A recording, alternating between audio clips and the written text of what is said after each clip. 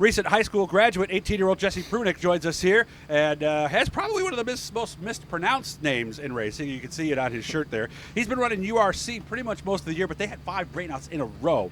This is really his first full season at 360s. He actually made the move up in 2020, but like a lot of people, especially 360s, I'm surprised he even got in 4 to 5 starts. I know a lot of teams that only got 1 or 2.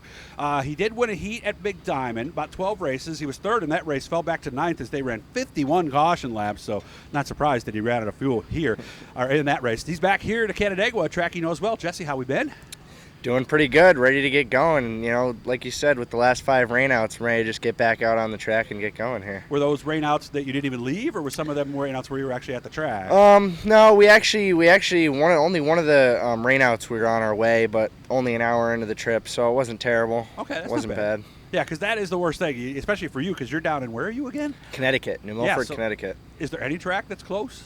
Nope. No. Closest track is actually Middletown, which is, even that's about 2 hours away, and they don't typically run us anymore. So. Okay. So yeah. How are we doing? We're doing good. You know, we're just taking it race by race, seeing what we could do, and trying to get the car where it needs to be, and you know, just tuning some stuff up, and we'll get there. We'll get there eventually. Mm-hmm. I'm excited for it. Big Diamond must have been a heartbreaker, though. Yeah, Big Diamond was tough. I mean, we were still overall really happy we got the car where we wanted it to be, and we were able to show that we were able to compete out there, which I think was very important. And especially with these guys, you know, you gotta be right there, and everybody's so close. And but it makes for good racing, and we can't be more happy with the car right now. Was this race originally on your schedule? This one today at Land of Legends with the Patriots? We were throwing it around. We wanted to come back to Land of Legends because we raced so much here in the 305. That's what I was thinking, yeah. And you know, we wanted to come, and we had a little bit of an open book. We're going to Bloomsburg tomorrow, provided everything goes well tonight. And you know, I've always loved Land of Legends. It's a beautiful facility, so definitely wanted to come back. Obviously going to be a little different with a little more power under you, or is it more the level of competition that makes today different? Yeah, it's going to be a little bit of both. We came here last time and definitely got shown reality, but why? What happened? We weren't, the car wasn't where we wanted it to be, and we're hoping we made the adjustments to improve this time. And okay. But like I said, you know, these guys are all so good. They know, and you know what to expect out there. So. Okay.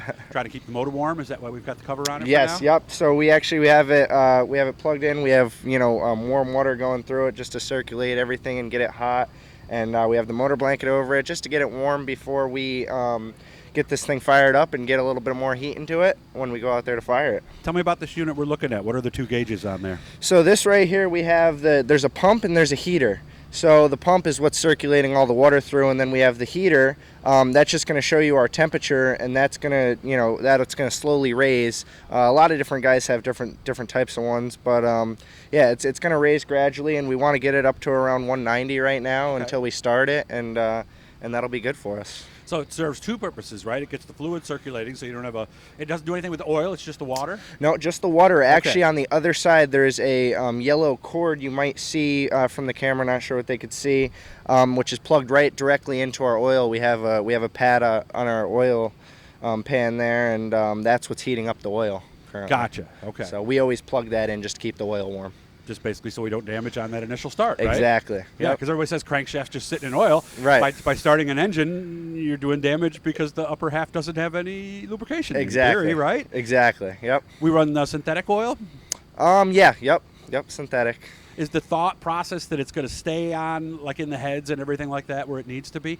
Yeah, I mean, just keeping it warm is always good for the oil. It always keeps everything, you know, working good, and you know, thanks to Spectro Performance Oils too, because you know that's what that's where all the oil comes from, and you know, we really appreciate their support. Very cool. Well, good to see you again. Last time I saw Jesse, he was 16 years old. It was a couple of years ago, but it's nice to see him and his family back. And him, mom, and dad are here today in the pit area. Hit the blue E, subscribe. Of course, you can hit our PayPal account. We have links for that all over the Facebook page. So share, like, hit notifications. We're going to try the best we can to keep going here. Good to see you, Jesse. You have fun tonight, okay, man? Thank you. You as well.